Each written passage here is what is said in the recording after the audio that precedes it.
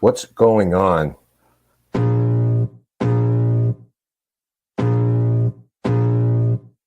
I can feel the blood creeping up from the heathens. Got will, got fight, got pride, got reason. If they wanna go eat, then you know I'm gon' feed them. If you're coming for me, hope you're ready for a demon. I got eyes in the back of my head, I'm seeing. Take me for granted and you know I'm leaving. I'ma take what's mine with the webs I'm weaving. I could take this crowd from seeing to believing. Got a taste for blood and my tongue keeps bleeding. From the words I spit, so sharp, so freezing, so cold. Behold, frostbite they feeling. I could tear you apart or I could go heal them. Don't believe in fate, don't believe in ceilings. I just need a taste and my mind starts feeling. I don't pace myself, I grind on kneeling. Got lust for change, I just love the feeling.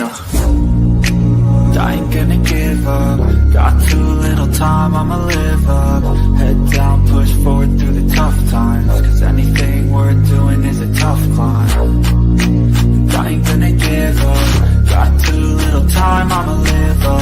Head down, push forward through the tough times. Cause anything worth doing is a tough climb. Cause I'ma live life for the fight, yeah, I'm here to get it. I got drive, got sight, always have a vision. I go by at night, I be in my feelings. I'ma be fine, need time, and I'll still be winning. I live life for the fight, yeah, I'm here to get it. I got drive, got sight, always have a vision. I go by at night, I be in my feelings. I'ma be fine, need time, and I'll still be winning. I can feel the blood creeping up from the heathens. Got will, got fight, got pride, got reason. If they wanna go eat, then you know I'm gon' feed them. If you're coming for me, hope you're ready for a demon. I can feel the blood creeping up from the heathens. Got will, got fight, got pride, got reason. If they wanna go eat, then you know I'm gon' feed them. If you're coming for me, hope you're ready for a demon.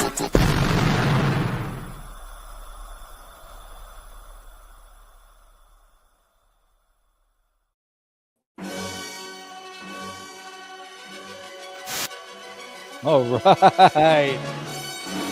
May the 4th be with you. Gotcha.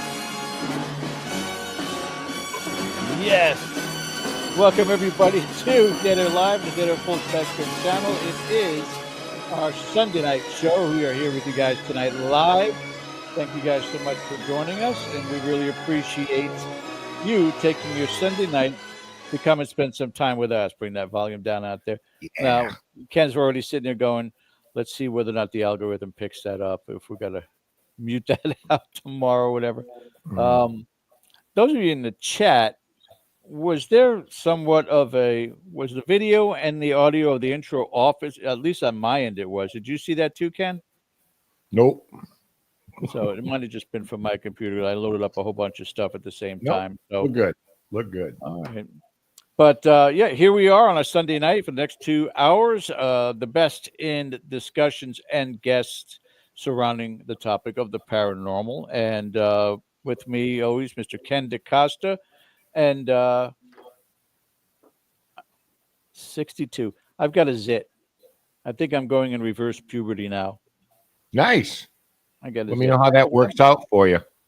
I don't know. I don't know if my voice changes. We'll see what happens there.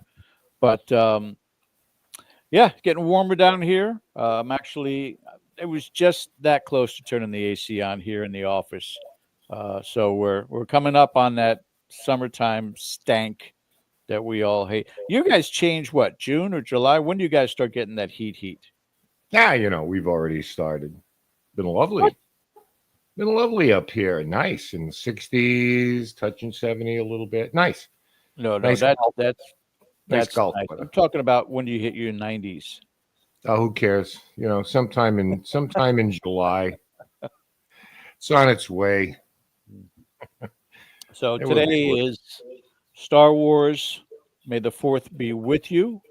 And I could care less. I'm a Star Trek guy, always a Star Trek guy. So, but it's a big thing every single year. People want to get involved with it. So be it. Quick announcement is I'm seeing several of our Patreon members already in there. I'm starting to worry you guys are too scared to do the remote view test or remote view experiment that I have posted up on Patreon. And if that's the case, that's the case. Which is kind of a shame because tomorrow I will be having a special guest host joining us on Patreon, as Ken will be on special assignment. Special assignment being enjoying a bowl of delicious chili. Yep. Dinner So, party tomorrow night. so tomorrow night, joining us, uh, and somebody who's got background on remote viewing also. Well, that was weird's Carrie Hopper will be joining us tomorrow night, guys. So you make sure you check it out. But yeah, if you are still interested in this remote viewing experiment that we are doing, we'll get some more pointers tomorrow. That'll put us off for another week before we actually do the remote viewing. So, hey, Alex Gasca, one of our previous guests in there, good friend. Thank you so much.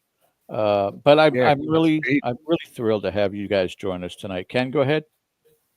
I was going to say Godspeed to everybody on the remote viewing experiment. I am dying to see if you have done drawings. If you make sure you submit those to us, because I want to Yes. see them.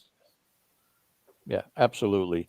Don't forget to hit that subscribe button. Also, the thumbs up for our content, very important. Again, enough of you people, if you watch YouTube regularly, are hearing more and more of the content creators talking about the algorithm and how that thumbs up really makes a difference for the content to be sent out at the end of other people's videos. Oh, you like that? You might like this. So definitely hit that thumbs up if you guys could do so. And also the reminder bell for all the upcoming content right here on the Dead Air Full Spectrum channel. There's a So lot of that all being said, Ken, I'm looking Yes. forward to this tonight. I'm looking forward to our guest tonight.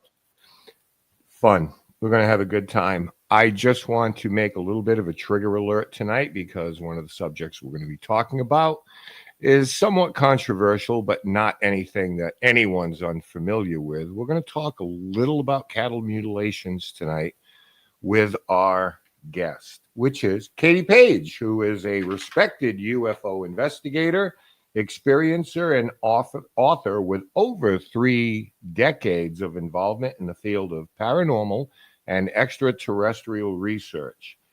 Based in Colorado, she her in-depth investigations into high strangeness locations, including the infamous San Luis Valley, one of the most active UFO hotspots in all of the United States.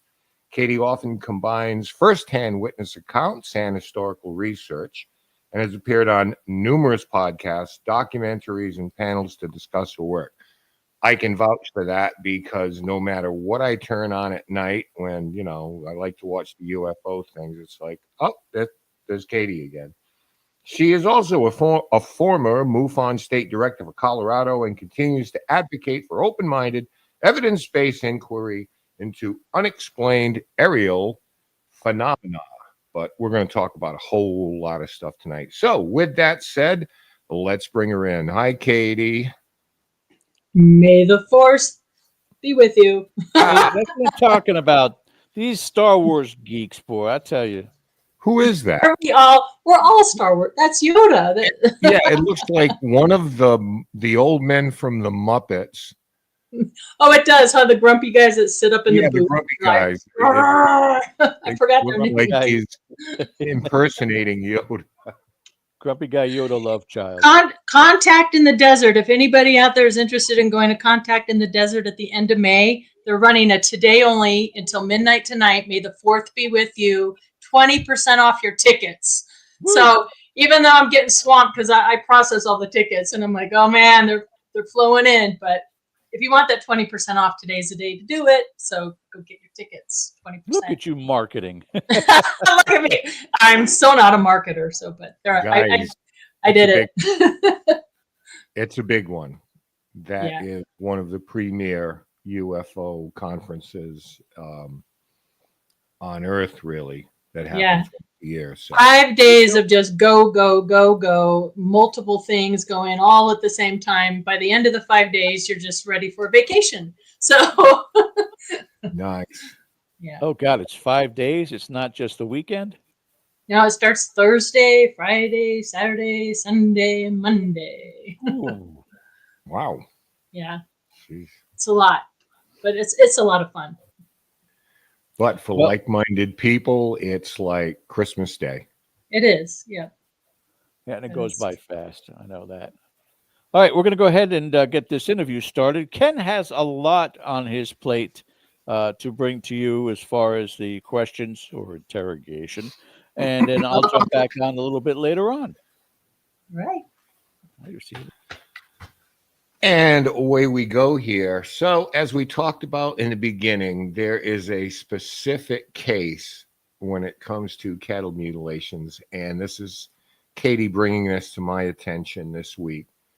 And I did a little background research in it. And I thought it would be a great case to talk about because of its historical significance, actually. So, the first national media coverage of the phenomenon of cattle mutilations took place in September of 1974 in Newsweek magazine, and 100 cattle had been done in Nebraska, Kansas, and Iowa since May of that year. So in that fall, somebody paid attention. But prior to that, 7 years prior to that, is the case we're going to talk a little bit about tonight.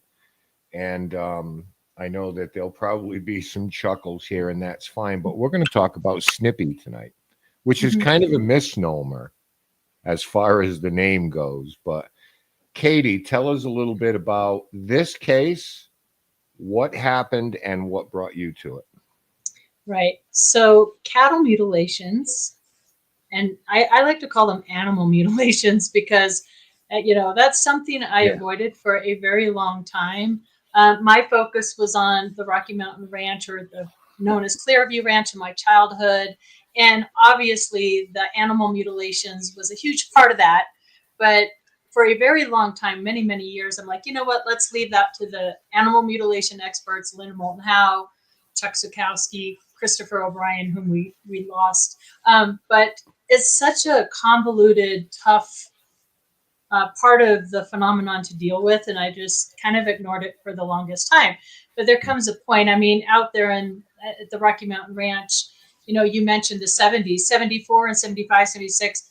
Those were like in the Midwest, clear across through the whole Midwest, from Montana on down to Texas and all the way through Oklahoma and been to Arizona, Wyoming, all that. We were just getting hit really hard.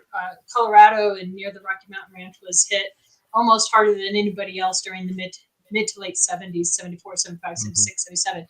But predating that was a very famous, it's the first kind of before the internet, how things go viral now. You talk about like and share, subscribe because of the algorithms. Well, before the internet, this went viral via the newspapers, and it was the Snippy the horse case from the San Luis Valley, Mosca, Colorado, September 7th, 1967. And this came to my attention really 3 years ago. One of the great nephews of Nellie King, who owns Snippy the horse, is starting events down there in the San Luis Valley every year.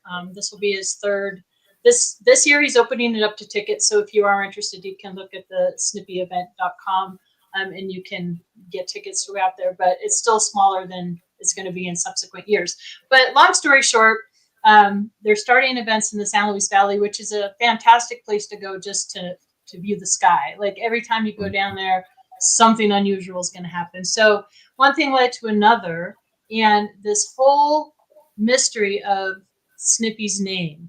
Okay, Snippy's, not only Snippy's name, but Snippy's gender. So in the late 80s, Burl Lewis, for reasons we don't quite understand, but possibly be because he kind of wanted the story to go away, started saying that Snippy was not a gelding colt, he was a she, and it's actually lady. And so then everybody started going, no, it's not Snippy, it's lady. And this whole controversy started up. So me and the King family started getting old pictures and trying to figure out, well, what is it? Is he a gelding colt named Snippy, or was it lady? And, this kind of thing.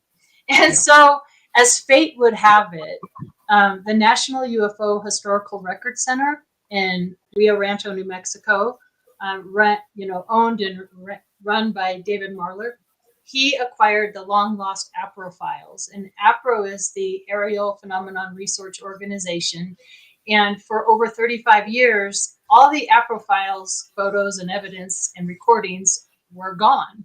They were stored in a guy's garage, and nobody had access to them for, over 3 decades. Well, they had the biggest file and case history on the original Snippy case. And so made a few trips down to the archives, and Dave flops down all the original photos and things. And so we called the King family and said, hey, next thing you know, Tony Angiola and I are coming out with a book. It'd be available in 2 weeks. And we worked alongside the King family and with all the original photographs, recordings, and documents. And that's what this book is based on. And so what's been fascinating for me, 2 things I'd like to talk about with you tonight is, number one, why is a case from 1967 still relevant at all? It's 58 years ago. Maybe we should just forget about it and move on. But the reason it's so relevant to this day is the second thing I'd like to talk about is this opening up this case blew my mind. And there's so many things that were so similar to the Rocky Mountain Ranch of my childhood and in the San Luis Valley that goes just beyond a dead horse. So we can dive deep into it, but it's just been amazing what I've encountered. We will let you know. Joseph likes to read it. We will let you know where you can get that before we're out of here. It'll be available on Amazon after May 20th. So just a few more days. So we got the final version coming to look at on Wednesday, and then it's going to be available if everything looks good. Just those final little tweaks. So soon. I'm going to send mine to you so you can sign it for me. So okay, I'd be happy to. All right. So talking about this, I know that there's a lot of nuance to it, and you're going to take us through all of that. Everything from, and you can separate fact from embellishment as far as readings near the body and things that were seen near the body. And so it's not just, you got to remember in 67, we may be technologically not where we are now, but it checked a lot of boxes, Katie, didn't it? Oh, it sure did. And that's what was so surprising to me. And so I'll just kind of take you alongside the journey that I went on kind of in order. The first document that we found, it was really great because it actually had, where Snippy was born. He was born in Estes Park, the whole lineage of all the horses. So there were 4 horses on the King Ranch. There was Smokey, who was a black horse. And what's interesting about this, Smokey died the week before Snippy. And not a lot of people know about that. So a week before Snippy's mutilation, their black horse, Smokey, died. And at the time, they thought he died from a rattlesnake bite up on his left hip. Well, this was a very large horse. It was 14 hands high, 1,200 pounds.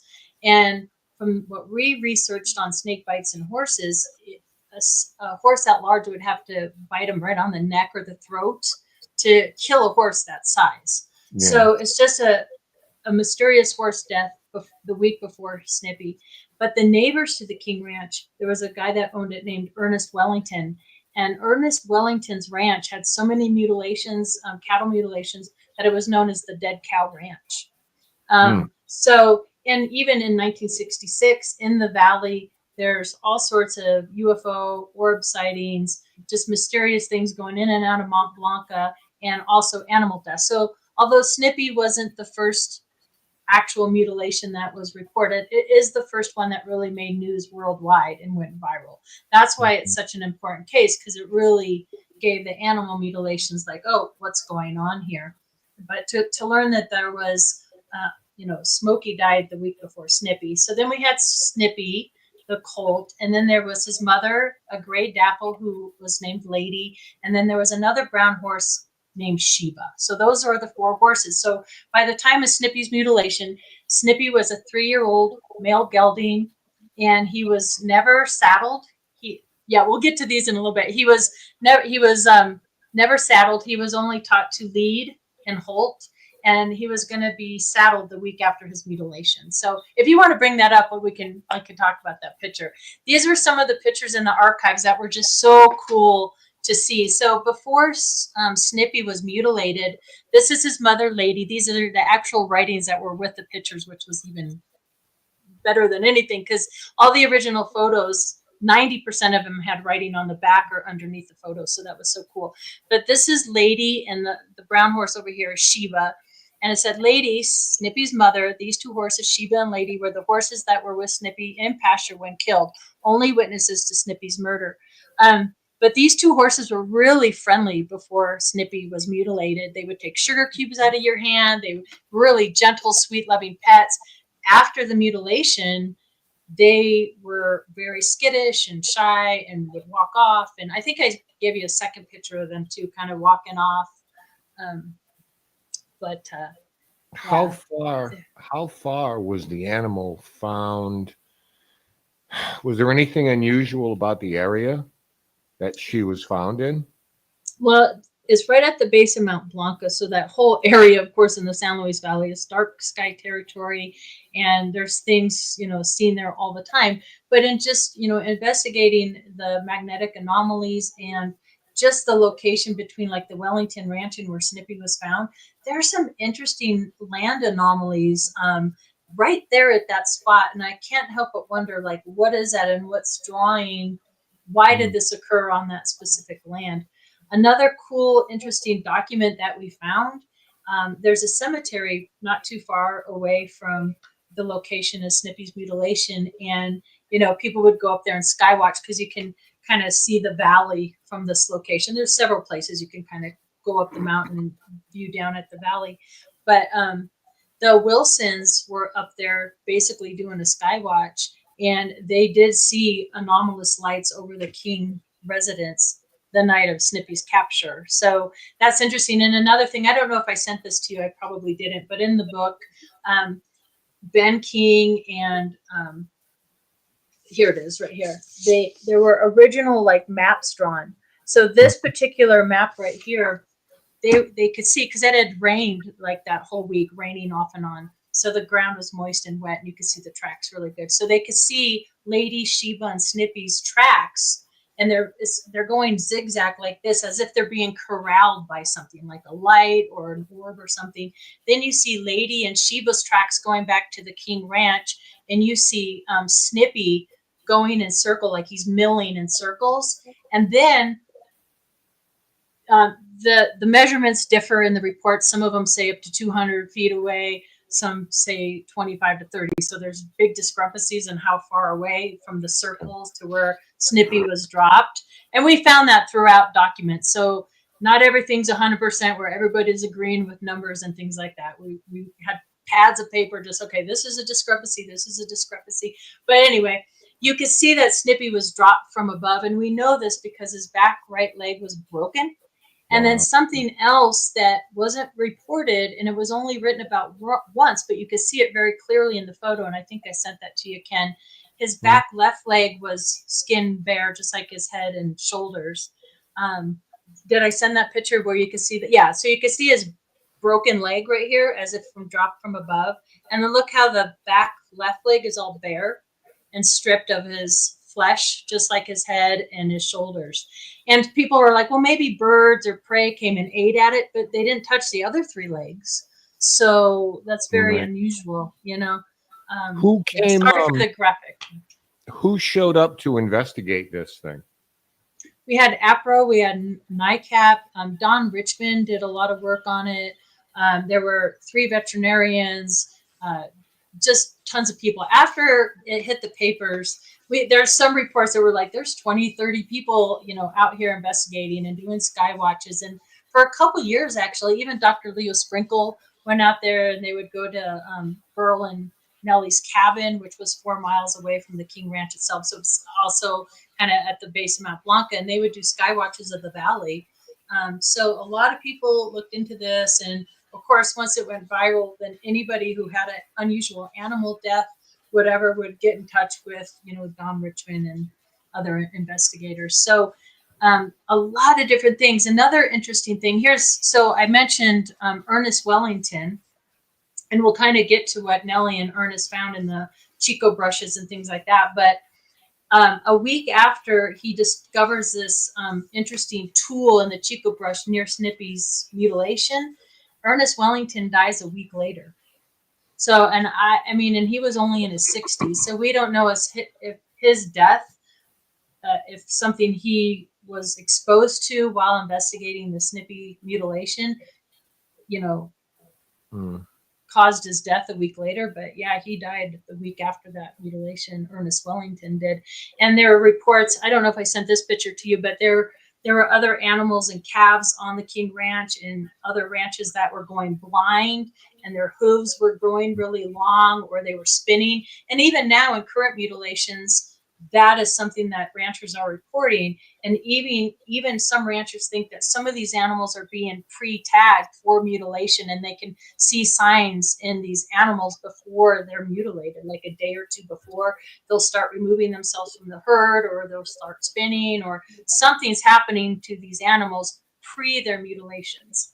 And that certainly was the case at the King Ranch as well, where we had animals blinded or just weird, like almost radiation anomalies. Right.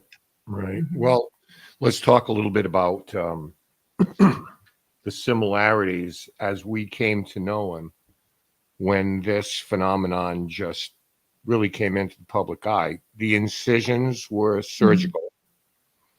On a lot of these things, the wounds almost seem as though they're cauterized.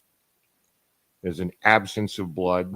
There's an absence of struggle for the most part. There is predation depending on how long the carcass is there. So, of course, that's factored into it. But a lot of those things happened in 1967, that 7, 10, 15, or whatever years afterwards started to become very familiar and very common in these type of things. That is true. And something also that was reported here, eventually there was a few weird anomalies, and we'll cover each of them. But, something that is noticed often in mutilations is other animals won't approach these carcasses. Typically you have scavengers eating on these animals. Well, just like many actual mutilation cases, Snippy was no different, although eventually the animals started to eat on it. So there was some maps where you could see coyote droppings, but you would see that the coyotes wouldn't approach it. Well, eventually they did, and so did the maggots. And what they found was the coyotes that started to eat on Snippy got dysentery and died. So anything that chewed on Snippy, eventually they were finding these animals dead too, as if the meat or something was contaminated. Well, I don't know about other examples of this, but I know in this one there was something to do with a chemical odor. Yes, I understand. Medicinal smell. And I don't know that I've heard that mentioned a lot. Not a lot. Every now and again. Documentaries that I've seen, chemical odor was different. Nellie described it as an incense odor, but Burl's like, no, it's a definite medicine, and it was strong. So that's another interesting thing. And that's one thing that I'm really happy that the Kings allowed us to kind of do a deep dive on this case for the last 5.5 months, because there was so much more to it than like I ever knew. They did check for radiation, and typically the radiation readings get higher around the dead carcass. Now, in this case, the radiation readings were higher, but the closer you got to Snippy, they lowered. So that was very unusual. Something else that was unusual when they first found Snippy, his bones were like bleached white, as if it had been laying there for years. Then a week later, they turned this bright pink color. And then a week later after that, they turned black. So there was this weird discoloring of the bones, the skeletal bones. There was a strange powder that was found. The brain cavity was completely hollowed and emptied. The blood was drained. Surgical precision, like you said, just so many different things. But there was also other evidence too around outside of the carcass. Yeah, there were indentations. Now, it would seem that that is a sign of high intensity heat to do that to bones, which brings up another point because I guess a local vet had an interesting take on cause of death for Snippy. Wasn't it like he was hit by lightning or something? That was, yeah, the police officer there. That was his first thing, and eventually, Ben Phillips, and they eventually start calling him Lightning Ben and stuff. That's a whole other story. But yeah, there's a great cartoon. It's in this book somewhere. There's so many pictures in here. But that was a theory, but quickly ruled that out. And for me, that was something that was really great about this case because there was just so much more to it than what meets the eye. And like so many of these cases, just like at Rocky Mountain Ranch, there was a 75-foot diameter circle around the area of Snippy, along with 5 other 15-foot diameter circles on the ground. That's really unusual. And then there's the flattened Chico brushes, very similar to the Lonnie Zamora case in Socorro. And actually, there's a cool picture. It's also in the book of I think it's Don Richmond and Lonnie Zamora. They took castings of these circles that were found in the ground and compared them to the circles in that at the Socorro case. So I'm like, oh wow, Lonnie Zamora, and that was kind of looking at the comparisons to the indentations 60? In the ground. That was 64. Yeah, Zamora was 64.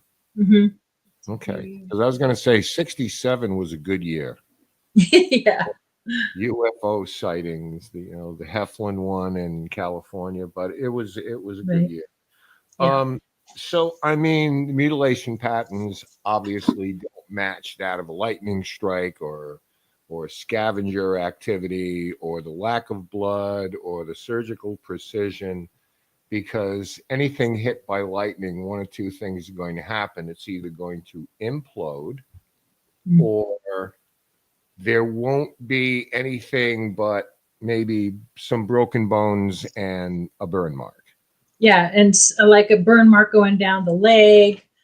Here's the funny comic of the lightning strike. It's not lightning. But one interesting thing they did find at the Snippy site, the roots, and this was also apparent in another case that we came across called the Divergers case, I believe it is. But these were burned roots under the ground. Nothing was burned on the surface, but they were singed, burned roots underground. It wasn't the only case that was seen. And then they had these strange, like exhaust burn marks on the ground. But that's another thing. Since the ground was so wet and muddy, it was really easy to see tracks, like footprints and things like that, and the horse tracks. That's how they were able to mark where the horses went, as if they were being corralled by something. And so they could see if somebody was standing around there or if a truck was out there, driving. But these had no tracks around them, so they don't know what these burn marks on the ground were. Certainly not lightning, So, okay. And I know Nellie, she did her best. Like, she talked to many ranchers and other people who lost animals to lightning to compare it, because that was kind of the first go-to theory. But there's, it wasn't lightning. Yeah, we've got, we've already got some questions for you in chat. We're going to get to those in a minute. Let me ask you this. So after this incident, and we have some more pictures here we'll put up. After this incident, was that the end of the activity in that particular area? For this family, it was not. Okay. No. I don't want to give away the whole book here. It is still going on today. The first year, so this was 3 years ago, I'm at the Snippy event, and it's just a great people, just family, friends, and they had a bonfire, and I'm talking with who was I talking to? Alan Pratt's son. What is his name? Bob Pratt. No, Bob Pratt's son, Alan Pratt. Reverse that. Anyway, I'm talking with him, and I'm seeing right over Mount Blanca coming over, just a big light, just coming right at me. And I'm just thinking it's a plane, just plane coming right at me. And I'm waiting for the plane to bank, not saying anything to anybody. and somebody else is watching it as well. We're like, okay, here comes a plane, gone. It didn't turn, it didn't bank, it was just gone. So that happens frequently out there. Yeah. I don't know what it is, but there you have it. So Still going on. It's like Mhm. those cameras ready, folks. All right, we're lining up here. Let's start off for you here, Katie, with Jeff Hilton. Maybe I am wrong, but if a horse is dropped from height, doesn't the front hit first due to weight? yeah, that would make a lot of sense, except for half of his whole front was just bone at this point because he was cauterized from the shoulders up. So he was back heavy at the time when he dropped. So whenever his flesh and meat and skin, that's horrible to say, but that made him bottom heavy. But you're absolutely right. It would make sense that that front would hit first. But I think because he was stripped of everything, it made him bottom heavy. Right. Don't go out Yeah. and test this at home, by the No, way. please, no, it's No, awful. Yeah. don't do that at home, Jeff. Yeah, it was neat to see too. Like Snippy was Nellie's birthday gift, so that's something we never knew. Snippy was born in Estes Park, Colorado. She got to see him when he was a day old. Named him Snippy right away, and then he was boarded out of Denver for a couple of years and finally made it home. Here's another picture. This is Alice Richmond. And a couple of investigators. And she spent a couple years with these horses. She knew them well, and she did a lot of the reporting. Said Lady and Sheba, Alice Richmond, in foreground, picture taken by D.S. Richmond, APRO investigator, Saturday before Mother's Day, 1968 at the King Ranch. So, this was not too long after the mutilations, but those horses were very skittish after Snippy's death. Yeah. I think I just, I want to get into all of these now. So these next two pictures, I was so excited in the archives. You should have seen. Like, oh my gosh, because nobody had a picture of Snippy before alive. Nobody ever saw Snippy alive. Has the fold. Yeah, so this is the original document dated July 28th, 1969. Coral, which is Coral and Jim Lorenzen, the head of APRO. He said, here is an 8x10 color photo I had printed up. It shows Burl Lewis with Lady, Snippy's mother, and Snippy as a colt. The photo did not come out too good because of the quality of the negative, but it does show the colt. It is possible with a little smaller photo, we can get a little plainer picture. I have the negative, so if you wish, can have a smaller picture printed up, Don Richmond. So that's Burl, Lady, and Snippy, and man, how cool. And then that's the only other picture of Snippy alive right there. Isn't this cool? Here's the 8x10 color I printed up from a negative that shows that Nellie Lewis had taken of Snippy as a colt and Lady, her mother. So again, all that controversy about Snippy, Lady, male, female, doesn't matter. At the end of the day, not really, but it kind of does, because we want to give Snippy his identity back. Call me by my right name. And so it's so cool to have all those pictures now of Snippy already named as a colt. Yep. Let's go to another here from Joseph. You talked about the powder. Did they ever test it? There was a few testing. So there was a green ooze. We haven't gotten to that yet. That was found. So this is what worries me about Ernest Wellington, and that he died a week later. So Nellie and Mr. Wellington go over to there's Chico bushes that were squashed down. Normally they grow, up to 3-4 feet high. These were kind of crushed down and kind of split. Also very similar to the Lonnie Zamora case. They had some squashed and burnt Chico bushes, or split Chico bushes as well. But in that was this weird, Nellie described it as like a gizzard looking tool, or like a chicken liver, it was described as once, very organic looking. So Nellie takes 2 sticks and picks it up and kind of starts poking at it. And she said this green paste or a green ooze comes out of it. And, Burl was like, you're not going to put this in my truck. It's funny because we have some of the recordings of Nellie and Burl. I'm walking to town. So anyway, but they did have that tested.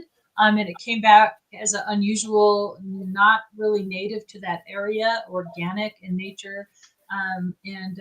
I do believe they tested the powder as well in the reports we have in the book as well. So, It's kind of like a lot of the other stuff people test, yes, we can say what it is, but we don't know exactly where it came from or why it's there. You know what I'm saying? Like, Yeah. we can identify what it is, but we can't tell you what it's doing there and why. Do you think they're coming clean on that? Just an opinion that we don't know what it is. We can't identify it, but we don't know what it is. Yeah.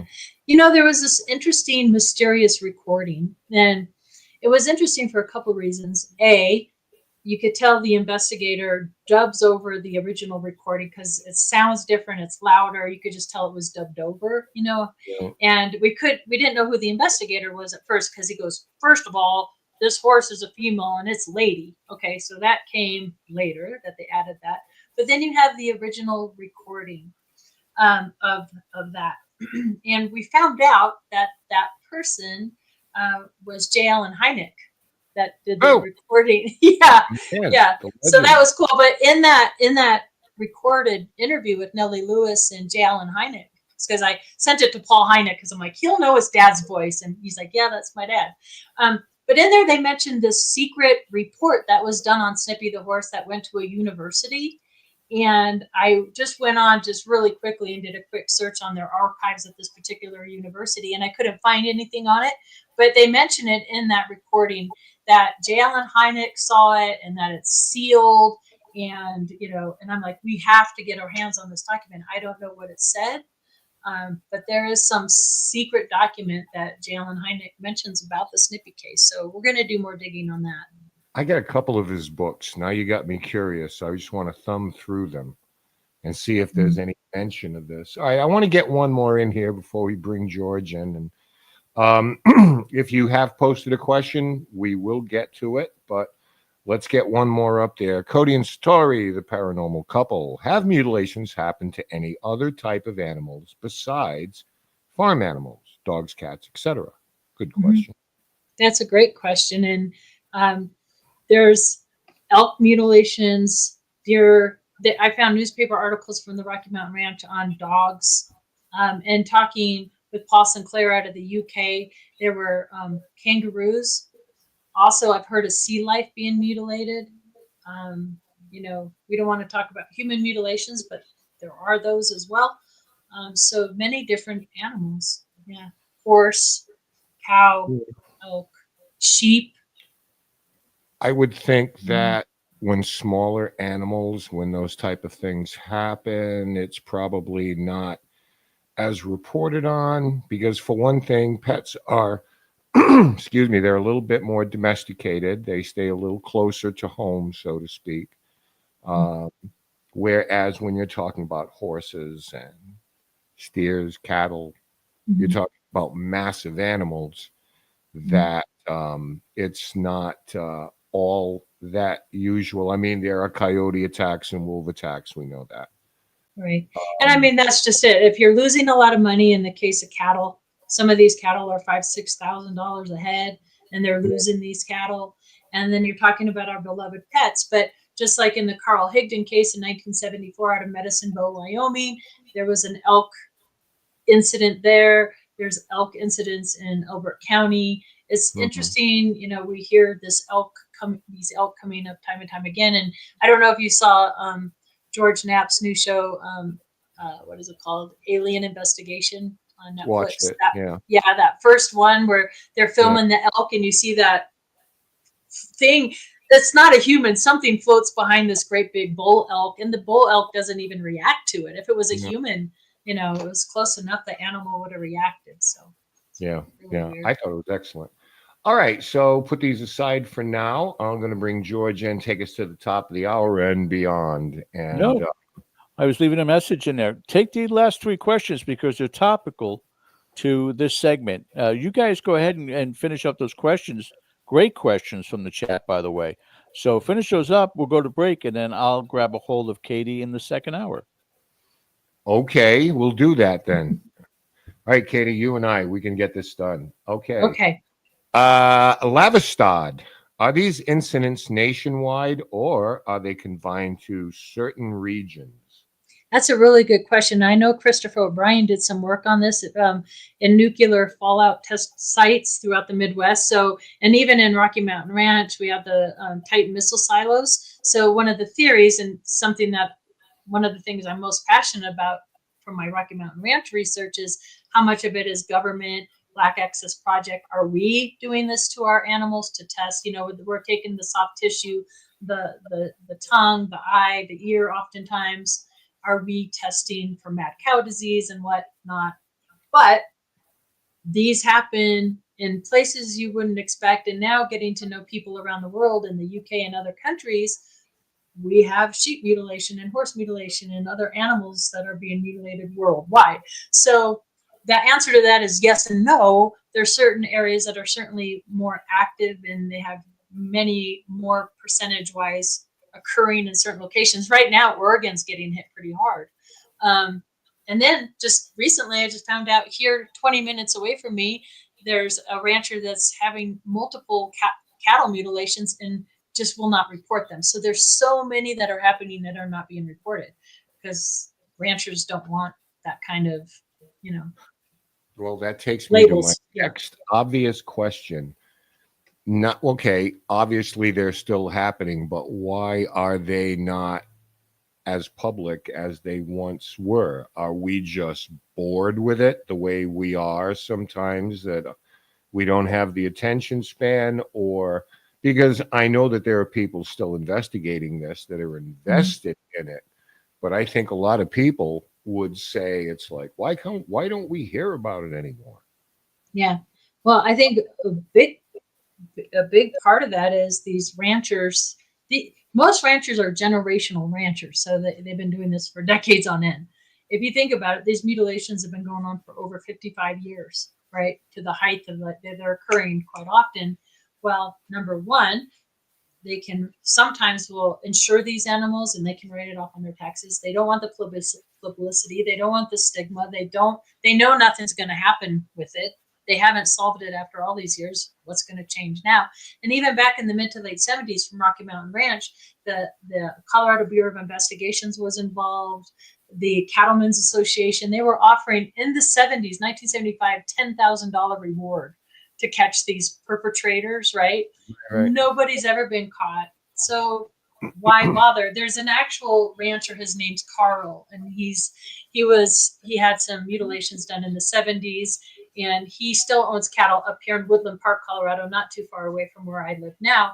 For 3 consecutive 4th of July nights in a row, he's had a cattle mutilation under power lines really close to the Red Rock campground. So we actually went up there on my Rocky Mountain Ranch YouTube channel, Rocky Mountain Ranch Research with Katie Paige. Go give it a look. But I actually go to the site and we fly the drone kind of close by. There's no way a helicopter's getting in there and dropping these animals. There's no way these people, whoever's doing these mutilations, they would be noticed. And how in the world did this happen? I mean, 4th of July, there's so many people camping and out, but I don't know. It's just such a mystery. Well, this was something new to a rancher, generational ranchers, because they were used to attacks, predation. You know, those things happen. You try to keep your cattle safe because obviously that's your living right there. But Right. those things happen. When this came along, this was just an entirely Different thing. thing. And, We just had, go ahead. we just had 180 missing heads of cattle in Colorado just a few months back, and most of them were calves. And here's what I learned too just recently. I didn't know cattle wrestling or stealing cattle was such a huge problem. So much so there's websites dedicated to cattle wrestling, and they track how many cattle get stolen or kidnapped or whatever. I'm just like, can't they put little chips like they do in dogs? Like, you would think you'd start chipping these expensive animals, right? But yeah, 180 heads of cattle just went missing a few months back in Colorado. I don't think that's been solved. You know, what's up with that? Massive mothership? Right. So this still continues at a significant rate. I mean, one is significant. One is too many. One is significant. But when you're talking in triple digits now, this is still pretty profound as It far as is. what is going on out there. So, a couple of more questions here. Our buddy Dan, were any fulgurites found at the site? Are you going to make me start Googling stuff, Dan? I'm going to assume here, because greater Like what? minds than me are on this show. You're talking about a fusion of soil or something? Or Like the is that what glass melting? That's what I'm thinking it is.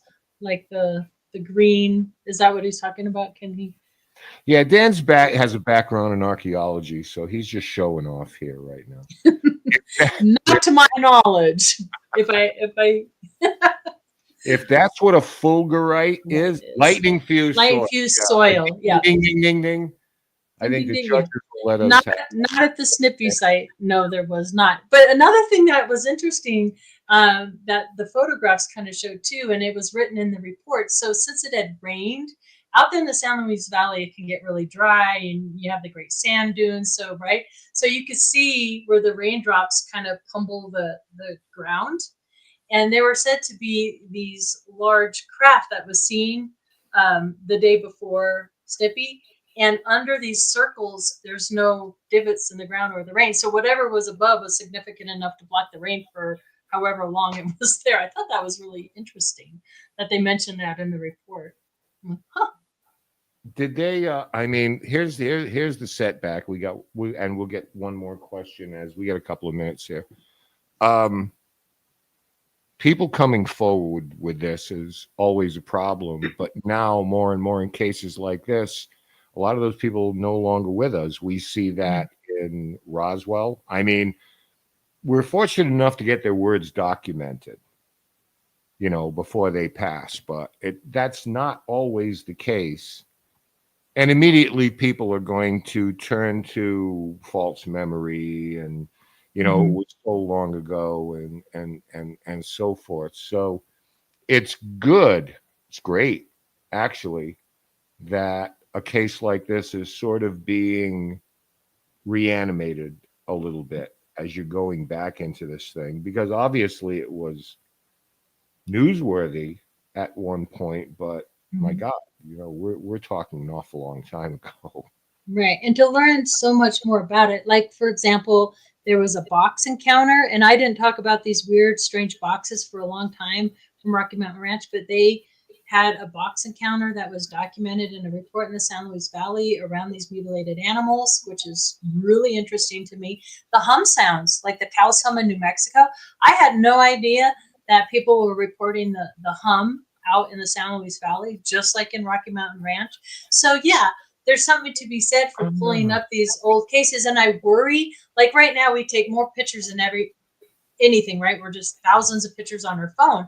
But the difference is we don't go to the Walgreens and develop them anymore.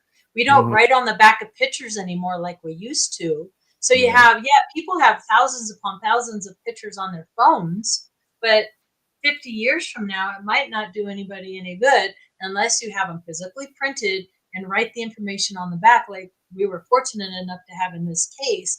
Not only that, but also like we do everything on the computers and laptops with our notes. Back in the day, there's just written pages and pages, of manuscripts. Sometimes it's hard to read, but we have that on paper, and we're losing that now.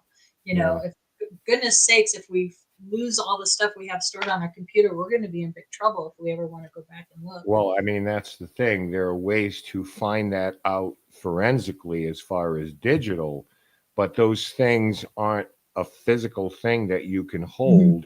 After a while, they, you just get rid of them. Taking a memory, or whatever it is. All right, our final question here for Brig Joseph. $64,000 question. Possibly both alien and non-alien forces. Yeah, Joseph is right. That's a conclusion I have come to. Just like anything, I don't think it's all or nothing. I think. In other words, is there three ways of looking at this? Is it just aliens sometimes and non-aliens the other time, or do you think there's a collusion there? Collusion, that's an interesting one. I kind of don't think there's a collusion. But you know, there's another third one that I think is interesting. Some of these mutilations, or a lot of these mutilations, have cryptid creatures seen alongside these animal mutilations, which like Stan Gordon talks about it in his book. Hell, Yeah.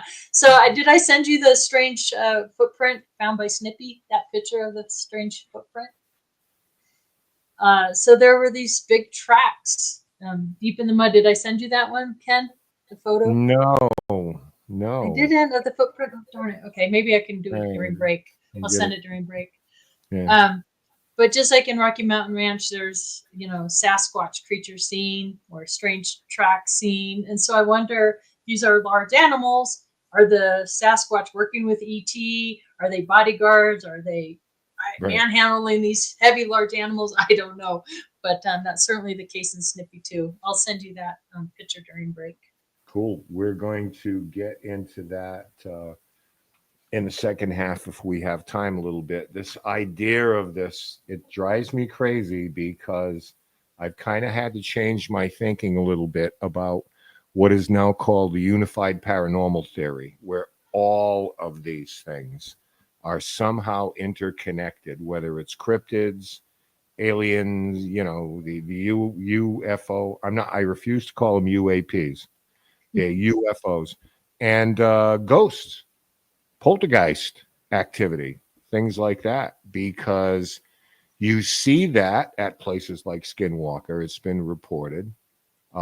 You have had instances of those type of crossover things, you know,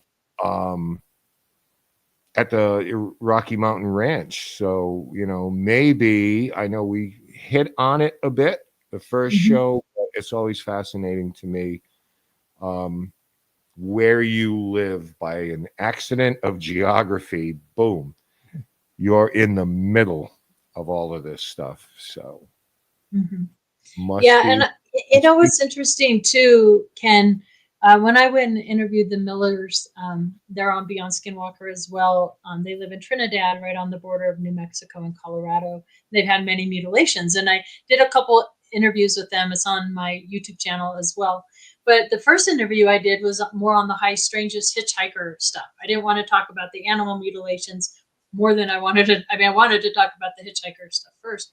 And what was really fascinating, I got to talking about, you know, other ranchers and neighbors, you know, who's being targeted for these animal mutilations. And they said what a lot of my research is leading to too. Sometimes it's a combination of who owns the ranch and the family, as well as the cattle. Because there's some ranchers that never get hit at all.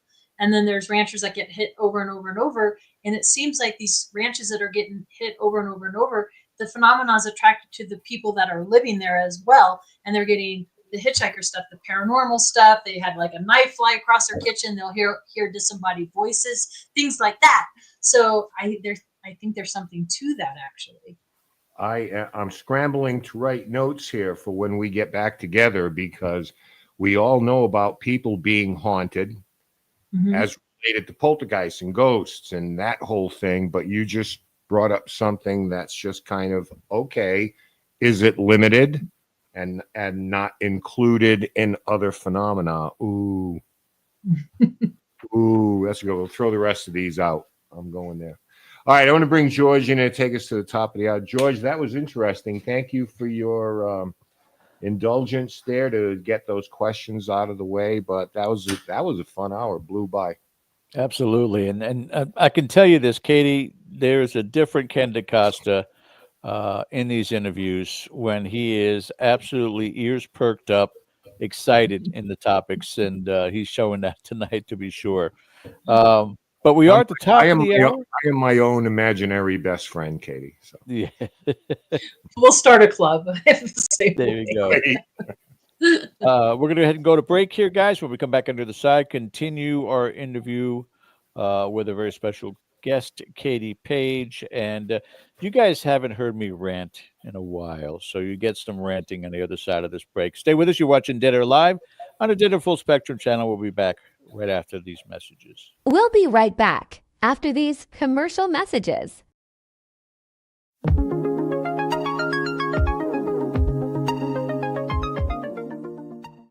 Now showing on Dead Air Full Spectrum YouTube channel.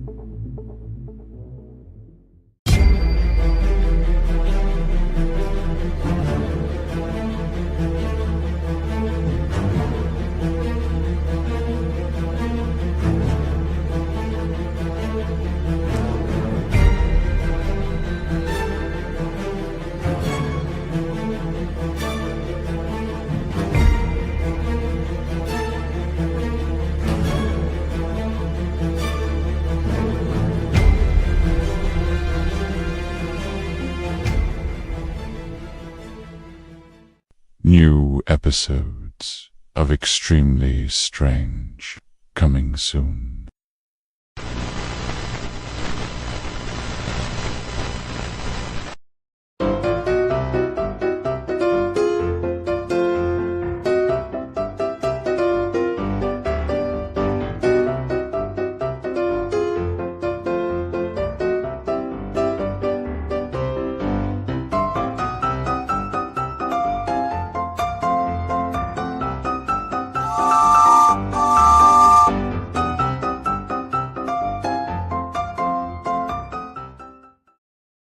Every alternate Thursday on our channel.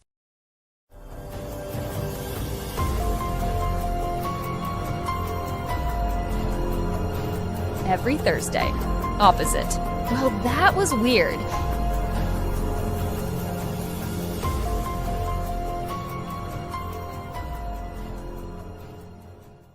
In cemeteries across the world, some headstones hold more than just names and dates. They preserve cherished family recipes, etched in stone as a lasting tribute.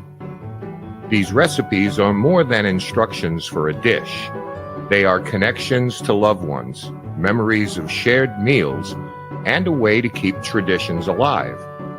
In this series, we'll be honoring these unique culinary legacies by bringing these recipes to life. With respect and gratitude, we'll cook the dishes exactly as they were meant to be enjoyed.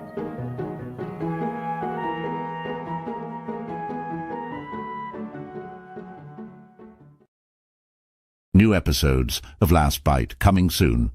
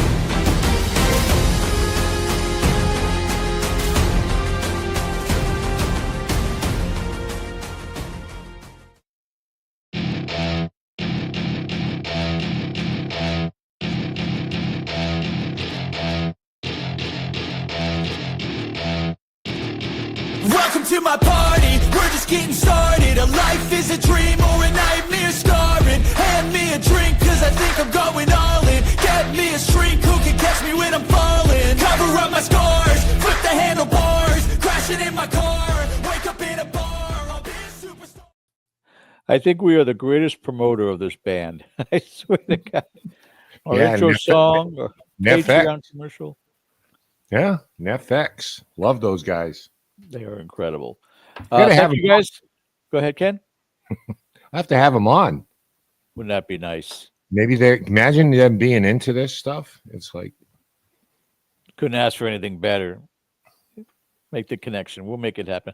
We'll get a hold of Ashley Bean again since she knows everybody in the rock and roll field. So find True. out if we get lucky. Welcome back to the second hour of our show with a very special guest tonight, Katie Paige. And just a quick reminder again for our Patreon members, and we appreciate each and every one of you. Tomorrow night, we We'll be substituting Ken DaCosta, who will be busy with a very special invitation and a night to enjoy himself, certainly. Uh, so when we are together tomorrow night, our special guest host, Carrie Hopper from Well, That Was Weird, will be joining us. She's also someone who has worked with remote viewing. And since we are doing this remote viewing experiment, possibly a week from tomorrow, we're not going to just jump into it tomorrow night, or we may. We'll wait and see. But again, 8 p.m. tomorrow night Eastern for our Patreon town hall. So make sure you guys schedule that time to jump in with us, to say the least. Speaking of jumping in, before we get to my rant, Ken, you want to get to these other pictures that were sent to you by Katie? I thought it would be more gracious if I did it off camera rather than getting into it now. So, in your time here, we'll be returning a little bit later as we get out of here. So I will have those toot sweet for you. Fair enough. All right. Ken will be joining us back with that in just a little while. Katie. I know you are no longer a part of MUFON, but you had many years' experience in working with sightings. Now, I have a clip, and it's near and dear to my heart because this is the only clip in my life that I had seen, witnessed with my own eyes, and then evidence was captured considerably after. Now, the bulk of these were all caught on the same day, the same time, and along the entire length of Florida. So I want you to observe this with me. There is no sound so that you and I can speak. Get my The last two, glasses. and the last two clips that are nighttime are from two other locations about a month or so later. So Also let in me. Florida or somewhere else? The one is in El Paso, and the other one is, I want to say, Arizona, but I'm not absolutely positive. And I have to go back to look. But let's just put this on screen for you, and then allow me to give you where my rant, where I'm upset about as I play these. Now, first, I'll put it on screen, and you can look at this. The best way I could describe it, and this is almost exactly what I saw sitting in my backyard, a fast moving cloud. And it wasn't the same speed as the other clouds around it. And as I'm watching it, I'm noticing more and more a ball of light in the dead center of it. And then it's as if, because of the angle of the sun to this anomaly, the cloud was no longer visible, and then you just saw the ball of light. Now, this happens. Oh, wow. What is those flashes above it? Yep, and there's flashes of lights above it. Now, here's my argument with it. As you're seeing this was on the same day. Now, this is South Florida. There's also one in Miami. I think this one was Fort Lauderdale. And when I brought this to the attention of, I'm not going to mention their names in the UFO community, I was immediately shot down because this was the same day that the SpaceX test rocket blew up. And unfortunately, they didn't consider the fact that other people also filmed that. And it's just as apparent, Katie, as going all the way back to the Challenger explosion, gravity takes its course. And I mean that you can just, they're like almost pieces of a meteorite falling into the ocean. It's as plain as day. This traveled from Northwest Florida all the way down past Miami. You see those light specks that are above Yeah, it? what are those lights around it? And That is a then I'm really getting cool capture. I'm getting explanations such as, well, they usually have drones around the pieces of the ship that. I'm like, they're not putting drones up there that are traveling the length of Florida. This is not going to happen.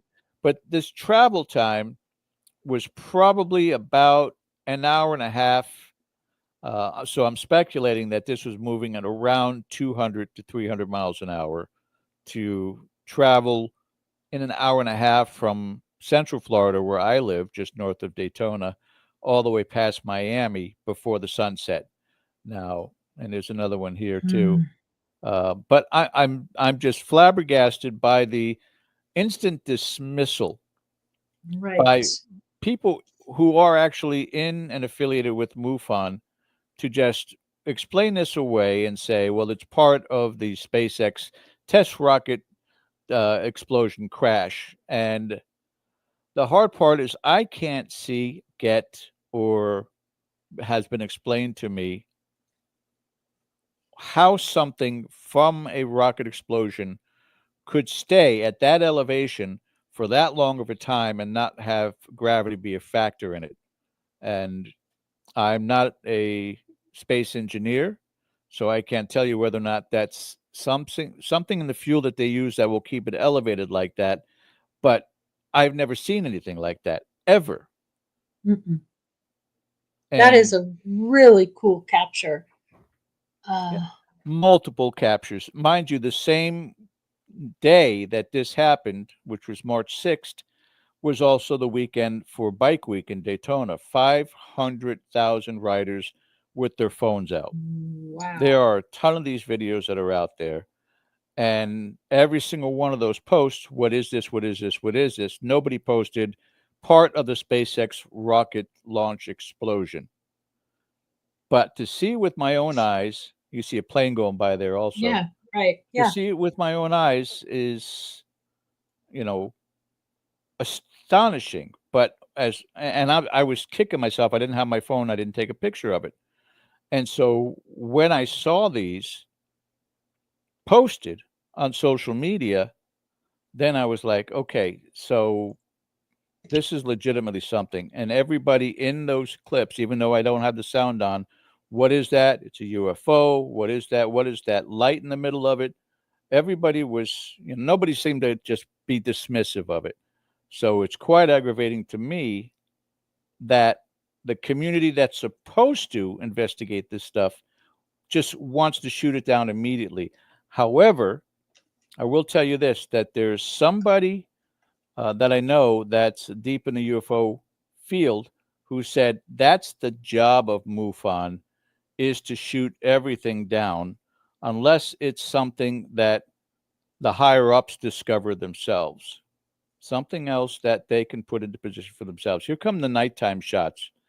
Is this different as far as compared to what you just saw? Is this different anomaly? Because it looks similar. It looks similar, but look at that ring. What is that ring? What are these lights around it? I mean, I know they can do amazing shows now, acrobatic kind of light shows with drones and that, but that is really fascinating. Here's the thing. There's a lot of good people and investigators in MUFON, a lot of good active states. And this is the other one. Oh, look at that. It really comes down to... See the lights again? That is so wild. What in the heck? I mean, some people consider it to be a portal, perhaps, how the UFO goes through. But I'm absolutely and totally blown away by it because I've never seen any of that in my life. I was going to say, it's like sometimes just like anything in life, it's like the luck of the draw, like who is assigned the case, what is the state that it's assigned to, the investigators. And so for a number of years, I was head of the Mars Project, which is really the team that took all the old paper cases and redacted a lot of them. And there were, over 10,000 cases, and there were a team of 15 of us that went through and took out personal addresses, places of business, medical information. Basically, if you could track a person, take it out, but keep enough information so the investigators could take historical cases and look at it. But what you learn really quickly is a case is only as good as the people who are looking at it.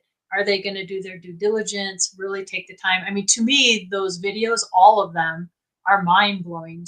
I've never seen anything like some of them, and everybody's going to have a different opinion. There's sometimes in some of those videos there's light, like reflections and light anomalies, right?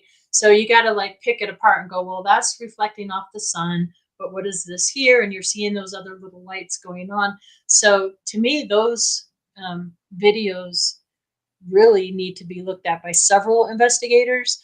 And that's what I liked. In Colorado, we had a whole team in the photo and forensics team that you just don't take one person's opinion, learn and bounce it off of other people as well. So, it's a little disappointing that they kind of didn't give that much attention, because it really looks pretty fantastic to me. And just because there was a rocket launch that day doesn't mean we've all seen, SpaceX or other rocket, around these launches. So they may be curious about what we're doing.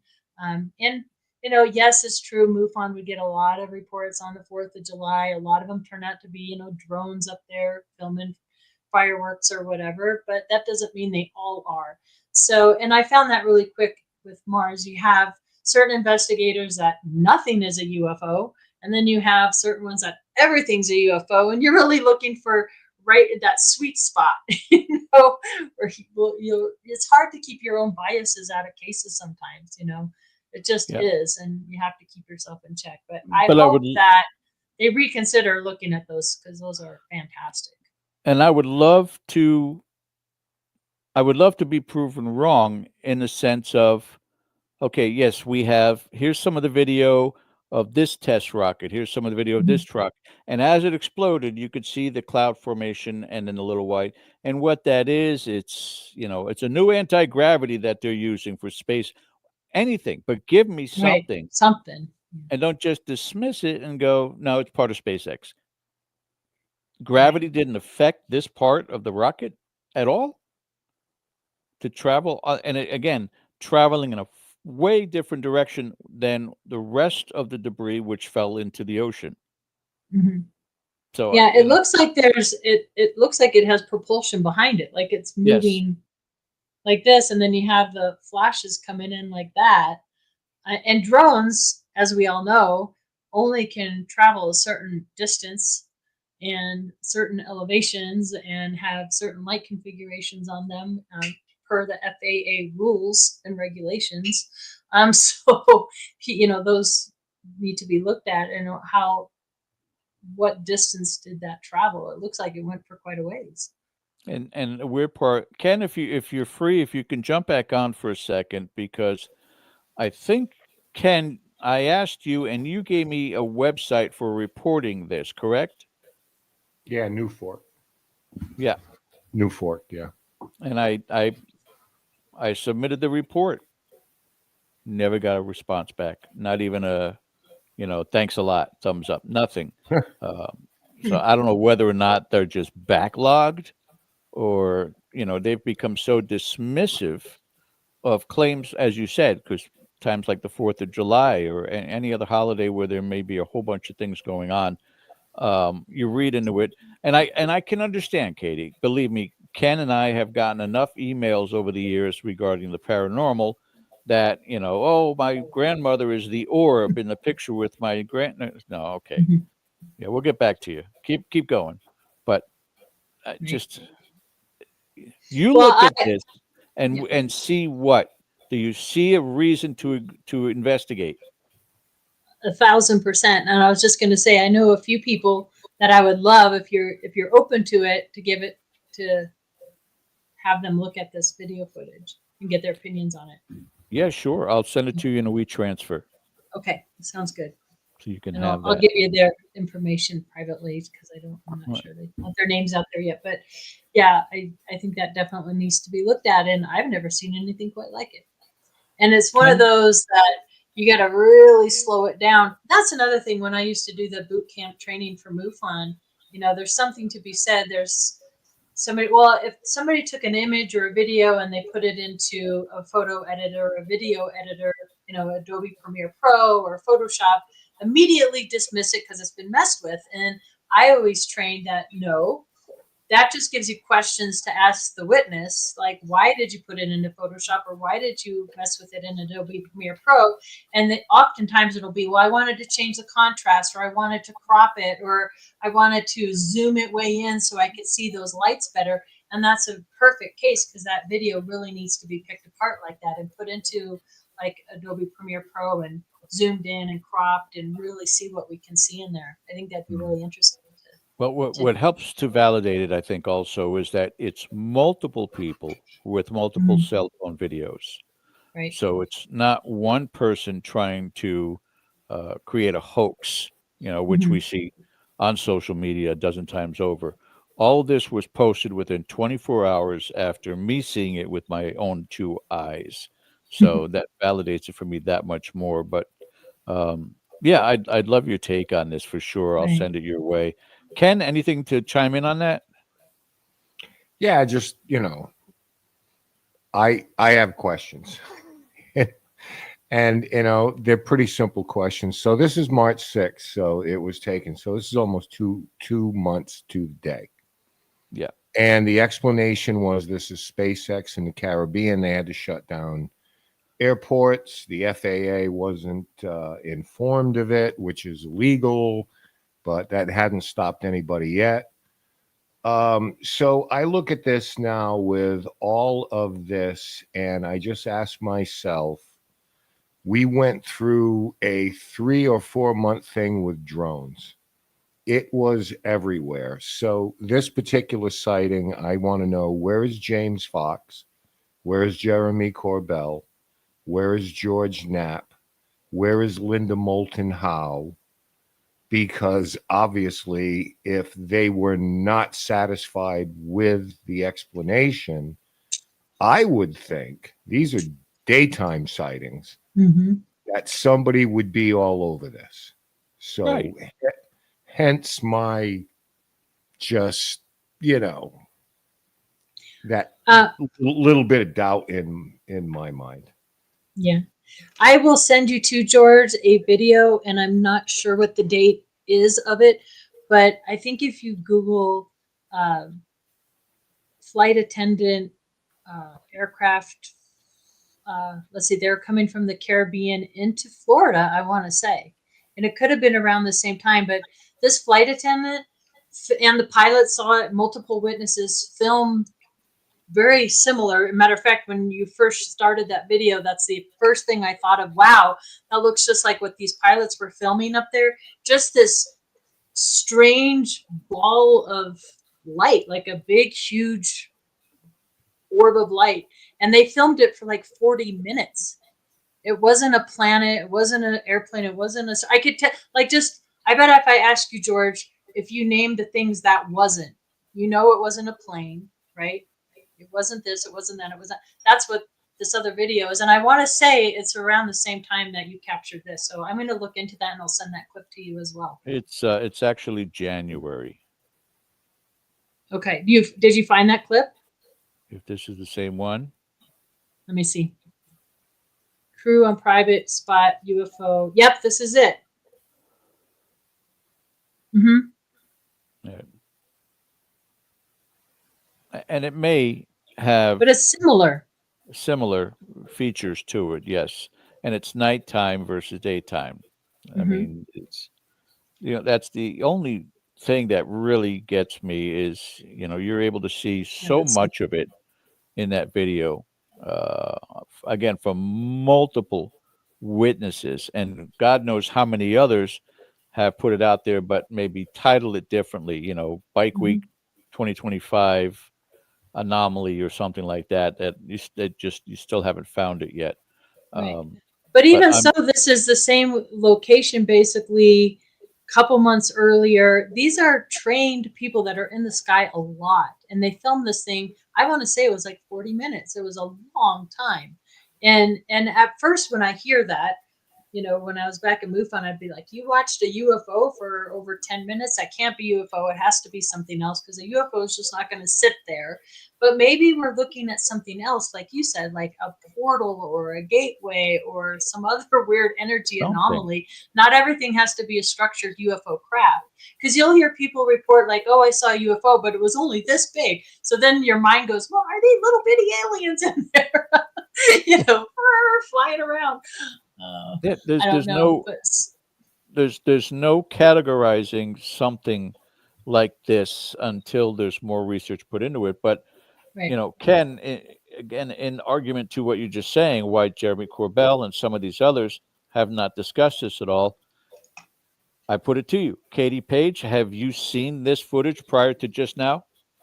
Well, other than what I just showed you with this this flight attendant and this pilot, I've seen other similar types of videos. And yeah, sometimes we can, we have a rapid close, because when Starlink started coming out, we had a lot of Starlink sightings and those kind of things. But that round, I've seen reflections of certain lights or spotlights from the ground. That's what I'm saying. Like, if you're ever out and about and you're taking videos of something you can't explain, try to catch as much as you can on the ground, like rooftops, trees, things that you can, because when you're just zooming in on the sky, it's hard to tell the size, or if there's a street light that could be glowing. So yeah, so you can see how they have the power poles there and the trees. That's what you want, so you can estimate at least somewhat what you're looking at, the size and the direction and things like that. And at first it looks like a cloud, but as the longer you watch it, you see this ball of light, and it almost gets dense. It's traveling in a very strange way. Were there other clouds in the area at the time? Behind my house where I was, there were other clouds that were in that area, yes, but they were all pretty much stationary. See, That's but what then the stuck cloud out. goes away. Yeah, then the cloud goes away, and what are these strange lights around it? That is so interesting. And I guesstimated, now the cloud at the time, the beginning part like this, I guesstimated about 1,000 feet. And you saw some of the video later with the airplane in the background. That airplane was tiny because it was so much higher. This was so much closer, and again, maintained, in my opinion, the same altitude the entire length of the state of Florida. And to just simply dismiss it and not really looking into it, just, oh, I'm an expert in UFOs, so I know what this is. Just, that's not a drone.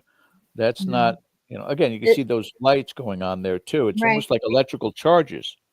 Right. And you can almost see, it's almost like it's spiraling and making that light anomaly almost denser. So you can see a spiral to the clouds as it's like it's rotating or something. Yeah. Now, if it was a rocket or a portion of a rocket, a booster, after the crash and it spun, it would make something similar to that cloud, but it would rapidly decline. It would rapidly start descending to Earth and not maintain it, and it would not maintain that constant speed. Yeah. I don't know. It said it to me. It was an experience that I was thrilled to have. Either way, if you send it to other people, when I send it to you, and they look at it and they go, I don't know either, this is quite interesting, I'll take that. If they turn around and go, no, here's examples of a SpaceX that crashed before, or a test rocket that crashed before, and this is what happens and this is what you see, I'll take that. But not and to most be people dismissed. not to be dismissed. And most people, I have found, even if you are able to identify what it is that they seen, most people are very appreciative of that. If you can, explain to them, this is exactly what you saw and here's why. But just to dismiss something is not good. And I definitely think it needs to look at. I'm not sure if it's camera or not, but they do. Even the most beginner level paranormal investigator will at least do some tests, such as a residential case, before dismissing the chance of some sort of phenomena going on. You know, it's the pipes, you have an animal in the house, you know, whatever it may be, high EMF.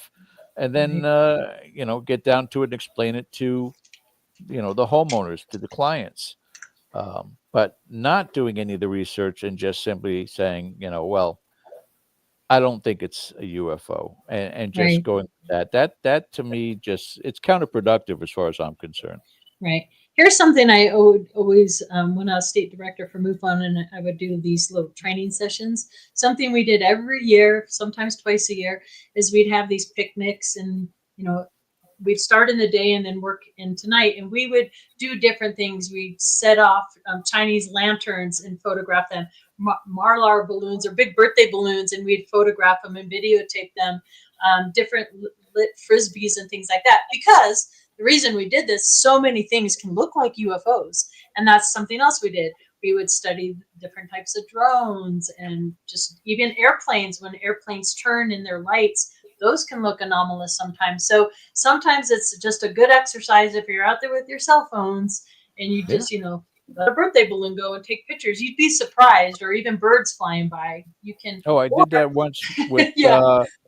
with the blimp over the Tampa Bay stadium, and it was at nighttime, so they just had the running lights on the side. So I made sure I kept it slightly unfocused and said, guys, there's a UFO here over Tampa, you know, and it's just that test. Some people right away who lived in the Tampa area figured it out, knew what it was, and Right. others were just blown away by it. I mean, so yes, it's easy to impress upon somebody something that you just can't figure out what it is. Right.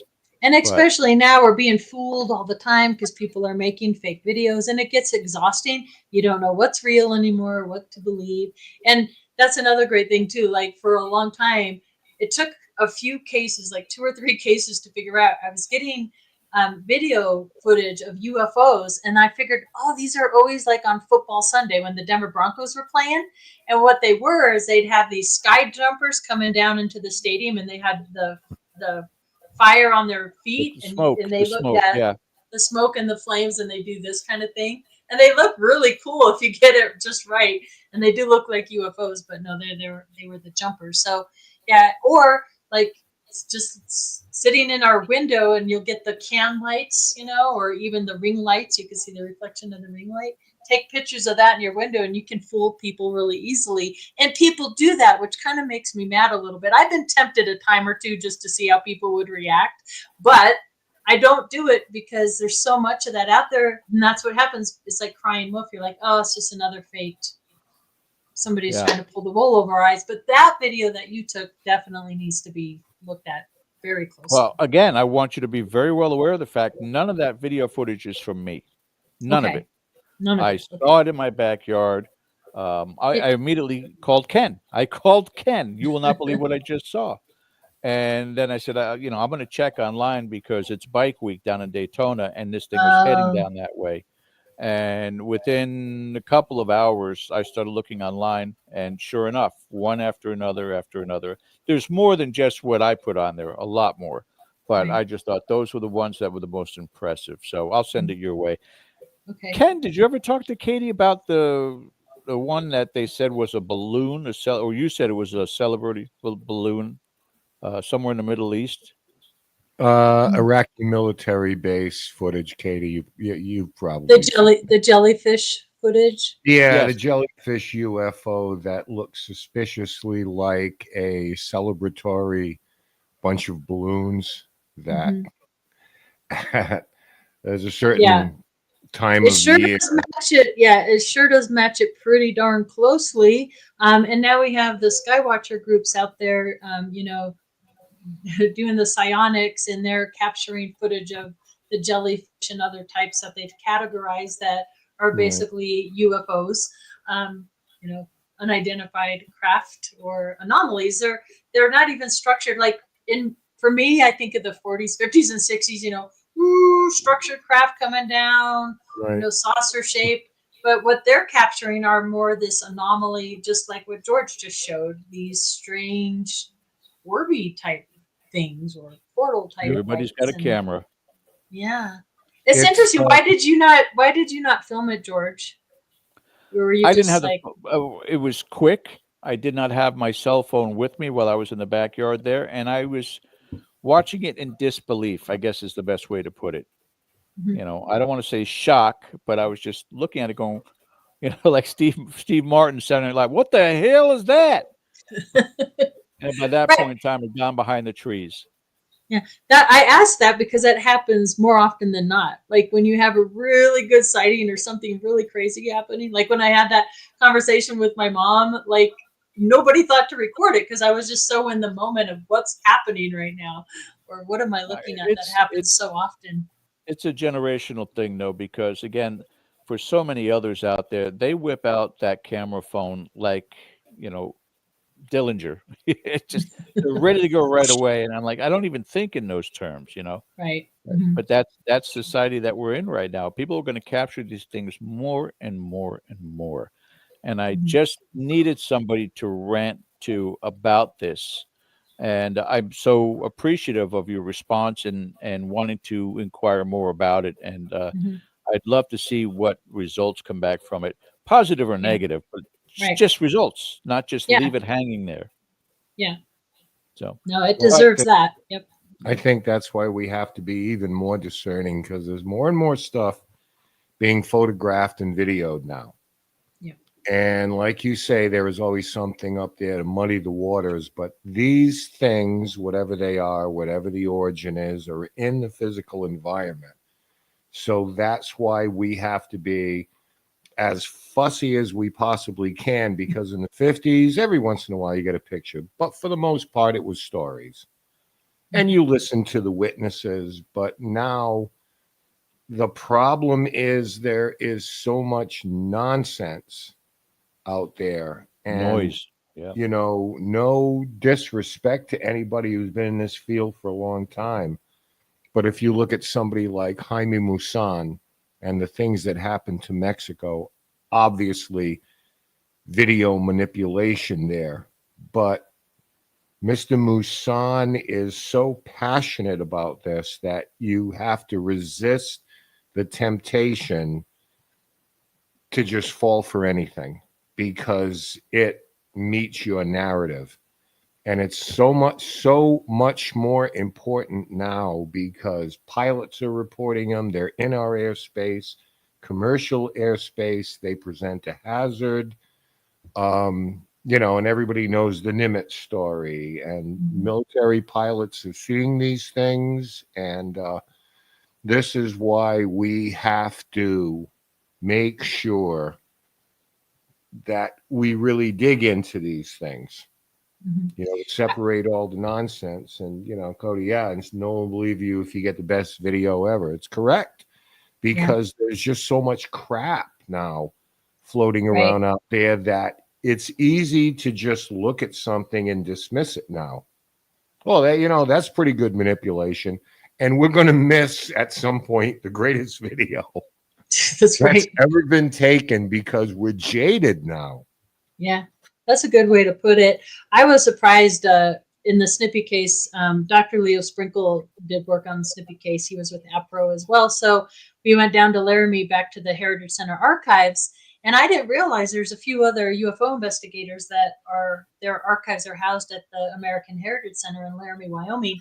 And one of those is Richard Haynes, who did a lot of pilot sightings, private, commercial. And there's this whole November 11th, 1975 thing I think I told you for interceptors. That's the night Travis got returned. It was a crazy time. And so I was really interested in, there was like that particular date and time. Well, there was a huge wave in October and November of that year. And his collection is so meticulously organized. And these are just pilot after pilot after pilot. And just like anybody else in whatever field you're interested in, whether it's paranormal or UFOs or whatever, you kind of ebb and flow. Like sometimes I'm like, yes, there's something to UFOs in our skies. And sometimes I'm like, I need more convincing, right? You know, I want the holy grail shot or whatever. But then you see all these pilot sightings, and same with at the archives at David Marler's. boxes upon boxes upon boxes upon boxes of, really credible people, both military and commercial pilots and private pilots that are seeing things in our skies. And so, yes, there's something to it, but I worry that we're going to miss that now. The way we dismiss everything, or we're not scrutinizing even the investigators back in the day where they were calling police stations and calling military bases, and people don't do that so much anymore. So I worry about that too, that we're going to lose a lot of that. It's overwhelming, because if you were getting 200 pieces of these a week, Yeah. On top of just trying to live your life, your career, your interests and stuff like that. I mean, unless you've got a staff, I mean, it is so easy to get bogged down in those things. And then how do you go and break it down? Who's got the resource? Okay, we need somebody on a plane. I mean, and this is why they have state, organizations. Right.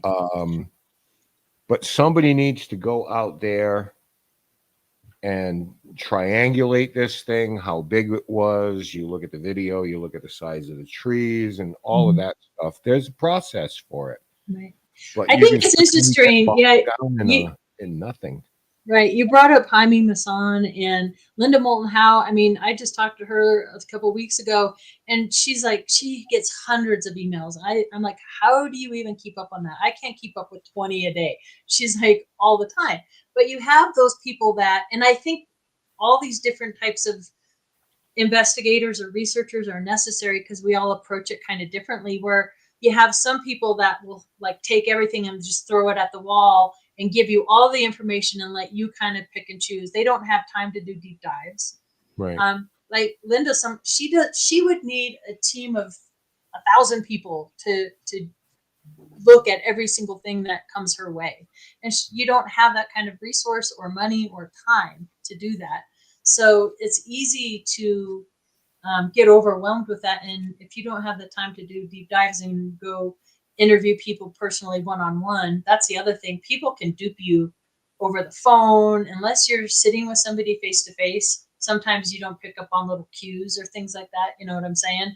So it can be really easy to get fooled in this world of paranormal strangeness, high strangeness. You have to pick your battles. You have to pick your spots. I mean, Linda, if she wasn't the first that was on this cattle mutilation story way back in the 70s, I don't know who else it was, but that was something huge, enormous, gigantic, with all sorts of evidence. So you have to be very choosy about, and then, people will accuse you of, just taking the high profile cases, just, so you get on TV or something like that, so Right. so it's a no-win situation. It really is. I don't know how anybody can handle that volume of stuff.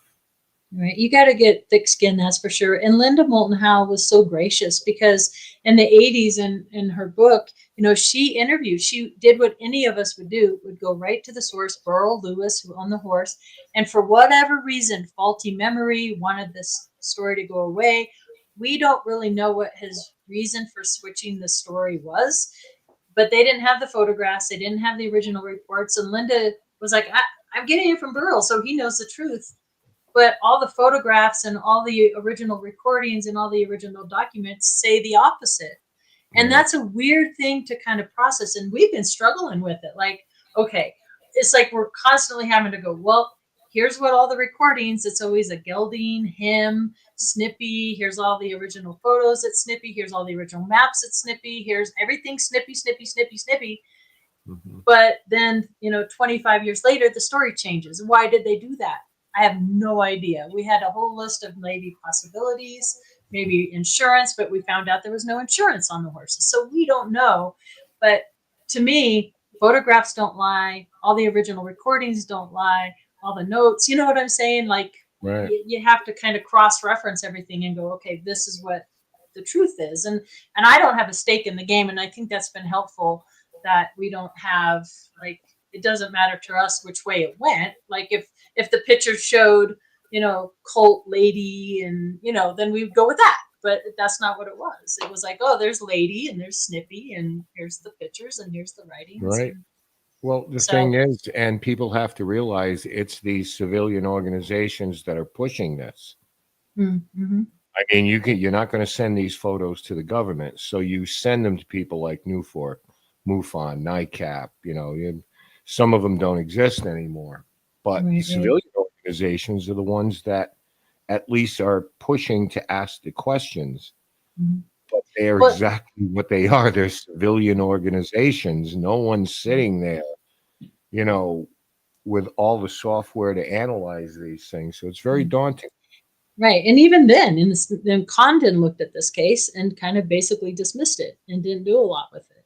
And you're like, so you can have large organizations, and sometimes you're going to get somebody who's really interested and wants to take the time to really look at the case, and other times you're going to get a dismissal, just like what happened to George. And it's unfortunate, but it's just luck of the draw who gets assigned the case and who, Isn't there a hierarchy? In other words, I don't want to say a pyramid scheme, but in a sense, with an organization that the low level people are the ones that have to sift through all the different evidence that's sent to them, and then they bring it up to the next level. Hey, these are questionable. This is possible, and then they say, no, that's photo editing, whatever it may be. But this one's interesting. We'll say, and it keeps going up.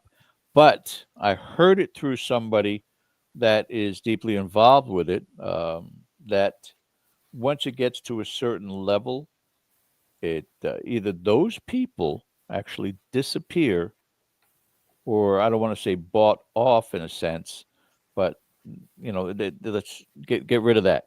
We don't even want to talk about that. Get rid of that. So in other words, disclosure will never reach a certain point because there are controlling factors involved. Am I off base saying that? No, you're not. And I believe there's a narrative being steered by certain individuals. But I'm hopeful, though, that in the end, we the people in these podcasts, and we just have too much momentum that can't keep us all quiet forever. And I think that whatever narrative people are trying to steer in one way or the other can't be sustainable, because we all have voices now that are so out there, and they can't shut us all up. But I do think that we all have to be careful of that, and that's why I'm saying it's so important to do your own document anything that happens to you. Write down the time, the dates, every little detail you can, and really, if you're interested in a certain case or just do your own digging and your own research in that. But that's coming from a pretty untrusting person, because I do know with Rocky Mountain Ranch, there was some, MK Ultra military presence there that is still being covered up to this day.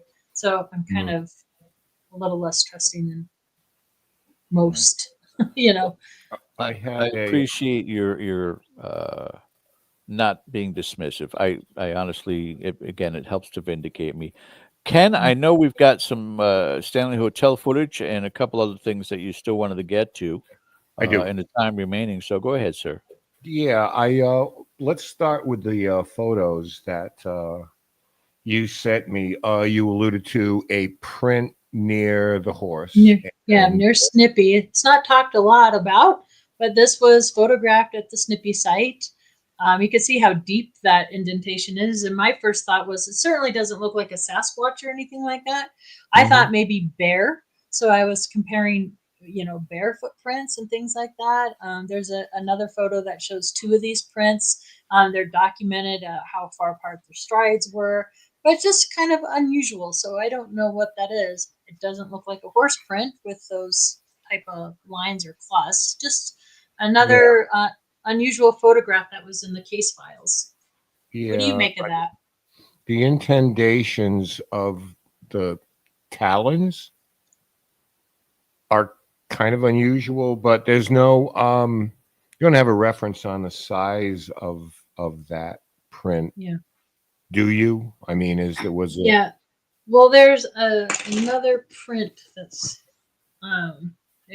it said, I want to say it said they were. It looked like the impact crater of that back left leg. Oh, maybe. But what is the clawy marks. I don't know. It's just unusual. I've never quite seen anything like it. Again, another great reason to you can never get too much information, but you can definitely get too little information. So, like when you're photographing prints or anything, put reference so you know how size anything like that we can measure it against multiple photographs. All that good stuff. Yeah. You can never have too much. Oh, there's Lonnie Zamora. There's Lonnie Zamora, yeah. Yeah, and that's one of the castings from the Snippy site. So they were these around this Chico brush. There were these circles all around the Chico brush, and they weren't horse tracks because they're in. It's just a weird photograph of these weird circles, and they were 2 inches in diameter and 4 inches deep, which is different than what the Socorro case was. But I thought it was cool. It did at least cast them and compare them and things like that. So. Well, we were talking to a gentleman from the UK a couple of weeks back when we started getting into the Rendlesham case, and he's been there, lives in England, and he's an investigator and went to Rendlesham, and they were a little spooked because it's ostensibly closed and a park now. There are some businesses sort of almost like an industrial center in a way. But a pickup truck pulled up when they were there filming, doing their thing, and just followed them. And he says, as they went into the woods where, the event took place, they could hear footsteps around them. So it just like they were being watched by humans or like mysterious. Well, he claims that there were guys in a pickup truck, so they assumed they were humans. Now, I don't know. At some point, if there's security, I mean, they're going to ask you to leave if you're stepping out of line. I don't think they're going to sneak around you in the woods. But he said at that same point, he did have an encounter with a huge black triangle that literally was over their heads. And I had asked him if there was any physical.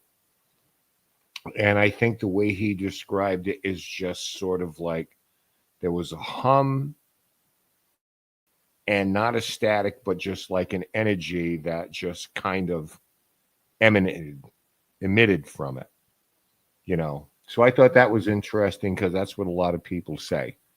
Whether it's static or just the hairs on, your neck stand up. So it was an interesting thing. But the Zamora case, one of my top 5, I would say, top 5, absolutely all the boxes checked, credible witness, and so forth. And I think there was some Fulgurites there too, Dan.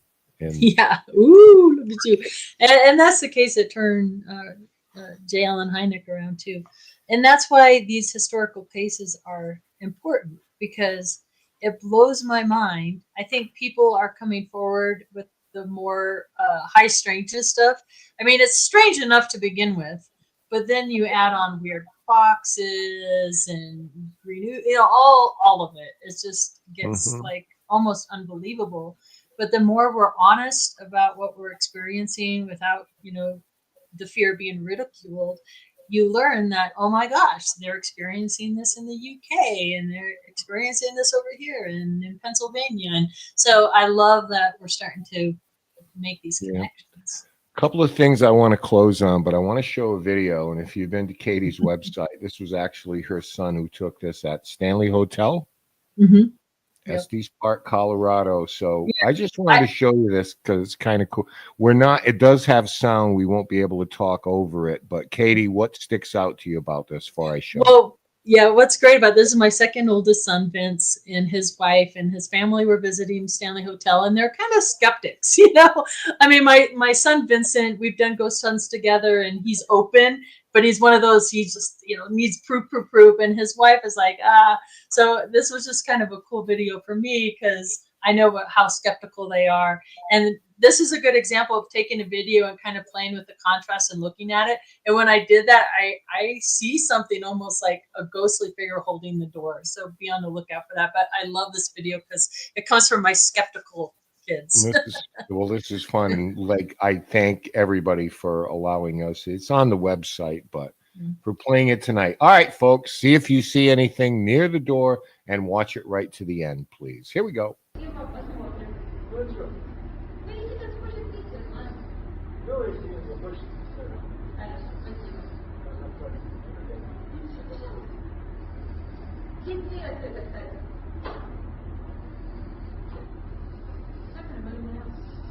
Why is it not moving anymore?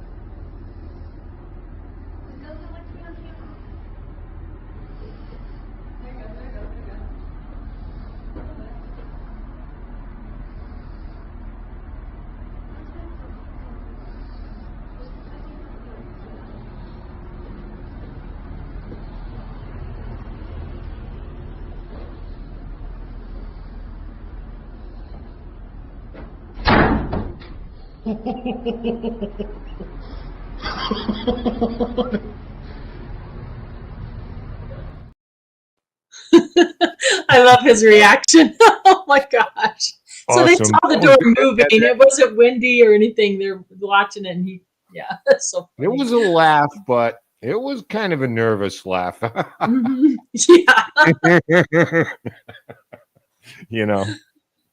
That's great. Past the graveyard, but thanks for sharing that. That's awesome. All right, so I got to say, go ahead. Tell your son, I know that door very well, and I captured a photo of a turn of the century woman with her hair up in a bun and the bow shoulders in the reflection of that door. I believe it. That's a creepy hallway area there. That is. That their reaction is priceless. So I love it. George, we had a couple of minutes. Hang in there, because I want to circle back to something that I found interesting before, because we hear this all the time where people live in a place and they have what they describe as a haunting. And then if you do an interview with them, have you ever had any other experiences? Well, when I was growing up, and then when I first got married, and then so you start to wonder if it's people that are perhaps haunted. It's not necessarily malevolent.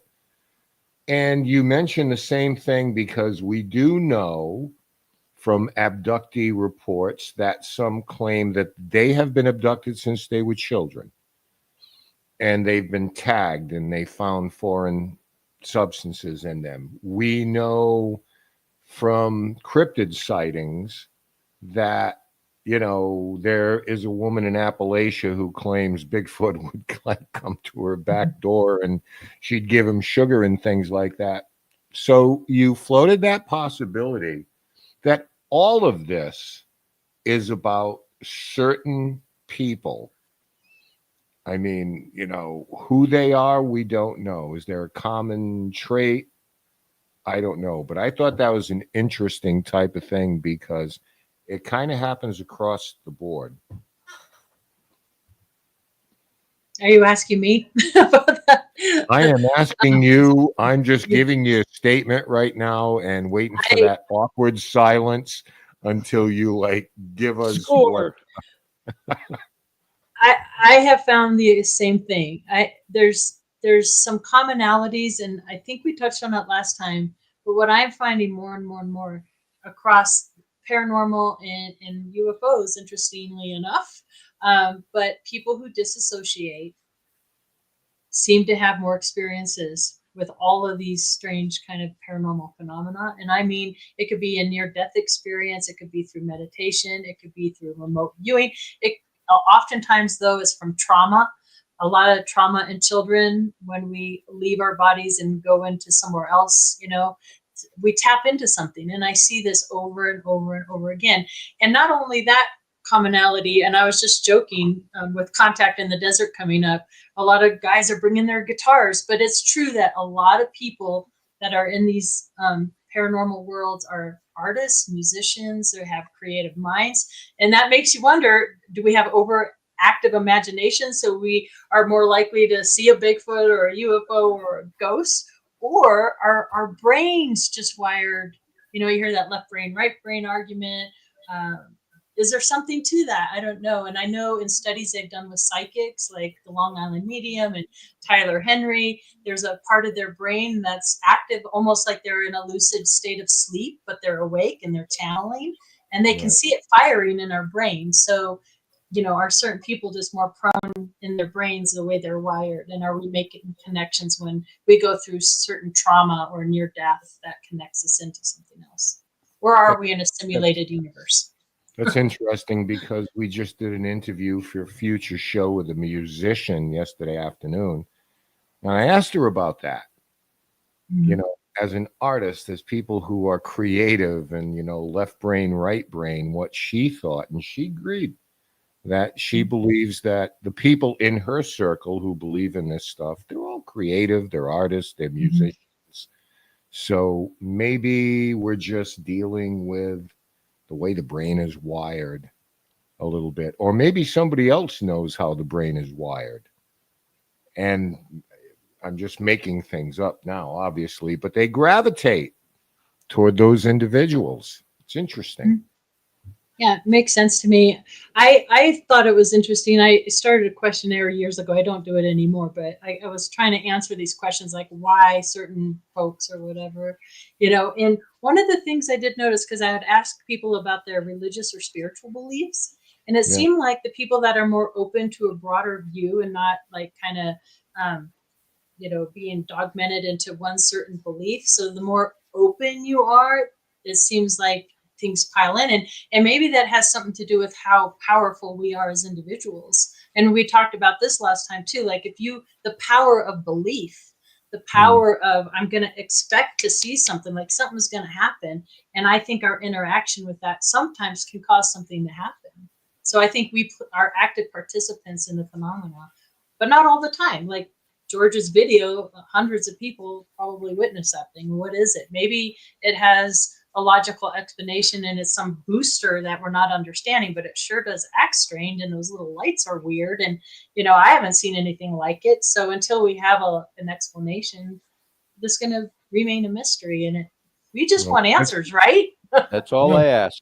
If this is an experiment of some type and it's getting more profound now, maybe we're just noticing it more. Maybe it's the same as it was 30 years ago, but now there's cameras and the internet, so maybe we notice. But at the end of this, if this is an experiment, I want to see how it turns out, because I think it's going to be a hoot. It's getting scary out there. I don't know. Hang on, everybody, buckle up. Yeah, but you know what that means, Katie. Simply, it means this: we have more content, more topic when we have you back again. That's right.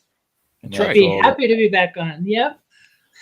Yeah, and again, we're getting into convention season, so there's a lot of different things that you're going to be doing and attending, and whatever discoveries may come, we'd love to have you back and talk about that again, perhaps in the fall.